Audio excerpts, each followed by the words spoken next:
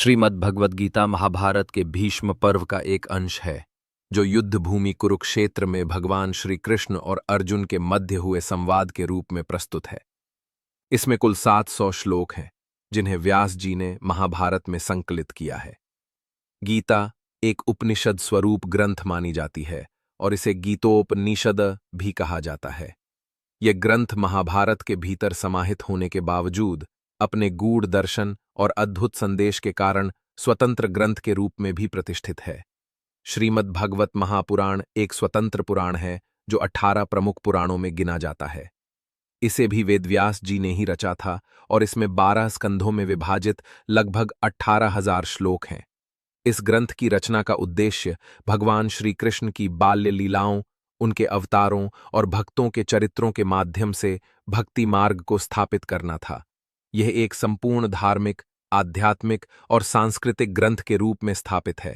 श्रीमद् भगवद गीता का मूल उद्देश्य जीवन के कर्म, धर्म और आत्मा के स्वरूप को समझाना है। अर्जुन के मोह को दूर करने के लिए श्री कृष्ण उन्हें जो उपदेश देते हैं, वही गीता का आधार है।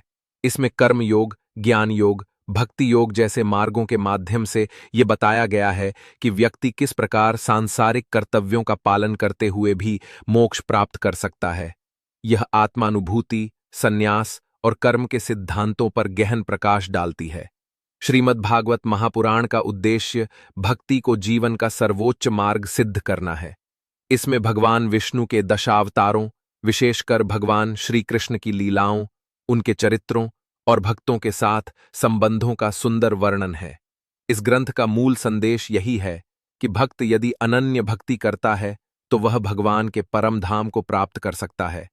यह ज्ञान और वैराग्य से अधिक भक्ति को महत्व देता है। श्रीमद् भगवद गीता में संवाद की शैली अत्यंत गूढ़ और दार्शनिक है। इसमें केवल 2 प्रमुख पात्र, अर्जुन और श्री कृष्ण के बीच संवाद होता है, जो युद्ध भूमि में होता है। अर्जुन के प्रश्नों के उत्तर में श्री कृष्ण जीवन, मृत्यु, आत्मा, ब्रह्म, कर्म और भक्ति के विविध पक्षों पर विस्तार से चर्चा करते हैं। यह संवाद अत्यंत सघन, गंभीर और चिंतनशील है, जिसमें संपूर्ण वेदांत, उपनिषद और योग का सार समाहित है। श्रीमद् भागवत पुराण की शैली कथात्मक है, जो मुख्यतः सूत जी और शौनकादि ऋषियों के बीच संवाद के रूप में प्रस्तुत होती है। इसमें राजा परीक्षित, श्री शुकदेव, नारद, ब्रह्मा, प्रहलाद आदि अनेक पात्रों के संवाद, प्रसंग और कथाएं एक के बाद एक आती हैं। यह शैली सरल, भावनापूर्ण और रसपूर्ण होती है, जिससे भक्त पाठक सीधे जुड़ता है और श्री कृष्ण की लीलाओं में भाव विभोर हो जाता है। श्रीमद् भगवद गीता की विषय वस्तु सीमित है, लेकिन अत्यंत गहन है। यह संपूर्ण रूप से अर्जुन की मानसिक अवस्था और उसके समाधान से जुड़ी हुई है। गीता में धर्म क्या है, जीवात्मा का स्वरूप क्या है, जीवन में निष्काम कर्म क्यों जरूरी है, ये बताया गया है। इसमें भगवत भक्ति के साथ साथ सांख्य योग, ध्यान योग और कर्म योग का अद्वितीय समन्वय मिलता है। श्रीमद् भागवत पुराण की विषय वस्तु अत्यंत व्यापक और रंग बिरंगी है। इसमें ब्रह्मांड की उत्पत्ति, विभिन्न युगों की घटनाएं, ऋषियों की कथाएं, राजा ध्रुव, प्रहलाद, अत्रि, नर नारायण, कृष्ण जन्म और लीलाएं, राधा कृष्ण के रास, गोपियों की भक्ति, कुरुक्षेत्र युद्ध की पृष्ठभूमि में उपकथाएं आदि समाहित हैं। यह भक्ति, ज्ञान और संस्कृति का समृद्ध ग्रंथ है। श्रीमद् भगवद गीता व्यक्ति को कर्म की ओर प्रेरित करती है। कर्मण्येवाधिकारस्ते मा फलेषु कदाचन इसका मूल मंत्र है।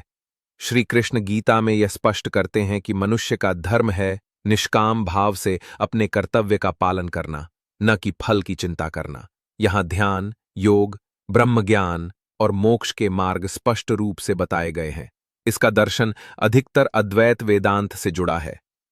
श्रीमद् भागवत महापुराण भक्ति को सर्वोच्च मार्ग बताता है, विशेषतः श्री कृष्ण की निरपेक्ष, निस्वार्थ भक्ति।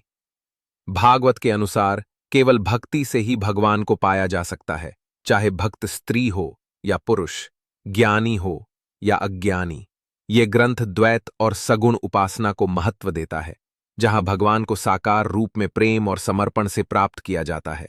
इसका भावात्मक, भावनात्मक और भक्ति आधारित संदेश जनमानस के हृदय को छू लेता है।